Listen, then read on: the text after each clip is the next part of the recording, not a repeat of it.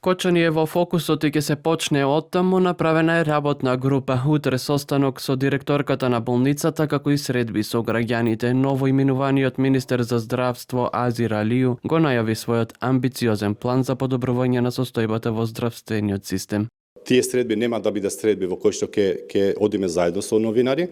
Идејата е да бидеме заедно со граѓаните и реално да ги согледаме и да ги видиме потребите во кои што ги имаат. Затоа и ќе почнеме од таму. Прв приоритет ни е Кочани, понатаму сите такви или слични ситуации кои за жал ги имавме во минатото. И додека властите уверуваат дека случајот во Кочани е во фокус и правдата ќе излезе на виделина, блиските на жртвите од пожарот пак по 9 пати цели 3 месеци бараат одговорност за виновниците со порака од обвинителството лично да ги запознае со обвинението, објасни кој е виновен, а кој не и зошто е слободен, очекуваат транспарентност и директна комуникација со надлежните институции.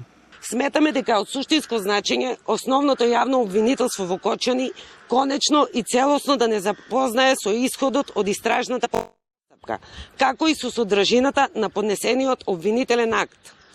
Кои физички и правни лица се опфатени, против кого се води постапката, а кои лица се изземени од одговорност. На нашите деца никој ништо не помогна, само помогнаа што и затворија вратата и што многу повеќе уништија.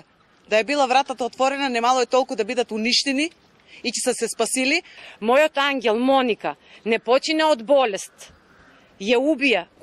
Корупцијата и криминалот, таа имаше најголема желба да се бори против тоа. Сега назначениот министер за здравство пак запрашан за коментар околу состојбата со клиниката на онкологија, што е доста актуелна во јавноста поради недостиг на хормонска терапија и условите за лекување, али со проценка дека не само од таму, туку и на другите клиники ситуацијата е хаотична, со најава за дисперзија на онколошкото лекување каде дозволуваат условите. Ако влезете во чекална на онкологија, на све личи, но не на клиника која што треба пациенти со такви проблеми да лекува. Прво, од базичните немаме столчиња за седење, значи пациент во кој што има здравствени проблеми да нема столче за чекање, мислам дека е базично нешто и навистина треба да се срамиме сите и јас како министер за здравство дека имаме таква инфраструктура. Ке ги дисперзираме услугите, тие што се базични и што можат и со закон се дозволуваат, ќе бидат достапни за граѓаните во најблиску кај што живеат.